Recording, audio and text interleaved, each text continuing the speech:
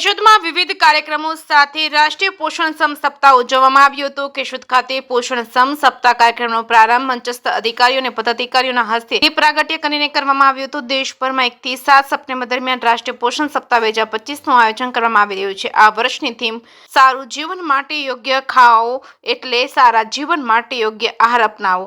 તેનો ઉદ્દેશ લોકોને સંતુલિત આહાર અને યોગ્ય ખાવાની આદતો અપનાવવા, કુપોષણ અટકાવવા અને જીવનશૈલીના રોગોથી બચાવવા વિશે જાગૃત કરવાનો છે। દર વર્ષે ભારતમાં 1 સપ્ટેમ્બરથી 7મી સપ્ટેમ્બર સુધી રાષ્ટ્રીય પોષણ સપ્તાહ ઉજવાય છે। દેશમાં કુપોષિત બાળકોની સંખ્યાનું આંકલન કરી તેઓને પોષણ આહાર પૂરો પાડવાની યોજનાઓ અંગે માર્ગદર્શનથી જીવનશૈલીમાં સુધારણા, પોષણનું મહત્વ, પોષણયુક્ત આહારની જરૂર અંગે લોકોને જાગૃત કરવામાં આવ્યા હતા। વર્ષ 1973માં અમેરિકન ડાયટેટિક એસોસિએશન, જે અત્યારે પોષણ અને આહાર વિજ્ઞાન અને અકાદમી તરીકે ઓળખાય છે, તેના દ્વારા રાષ્ટ્રીય પોષણ સપ્તાહની ઉજવણી શરૂ થઈ હતી।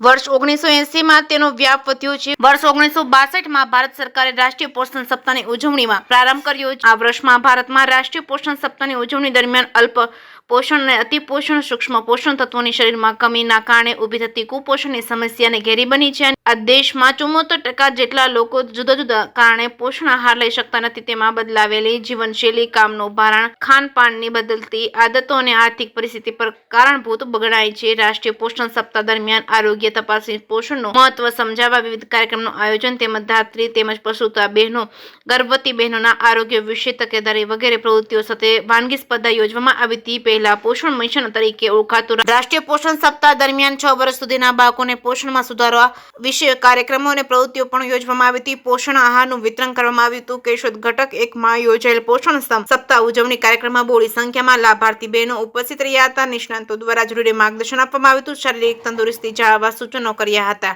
જે કેસમી ગુજરાતી સાથે રાજુ પંડ્યા, કેશોદ। મારું નામ મૈડા જમનાબેન એમ છે। હું કેશોદ ઘટક 1માં ઇન્ચાર્જ સીડીપી તરીકે ફરજ બજાવું છું। અમે આજે કેશોદ ખાતે સેજા કક્ષાનો પોષણ ઉત્સવ કાર્યક્રમ રાખેલો છે। તેમાં તમામ લાભાર્થી સગર્ભા, ધાત્રી, કિશોરીઓ, માતાઓ, વાલીઓને બોલાવેલા છે। પોષણ વિશે, THR વિશે અને મિલેટ્સ વિશે વિસ્તારપૂર્વક સમજાવેલું છે અને વધુમાં વધુ THRનો ઉપયોગ કરે ખોરાકમાં।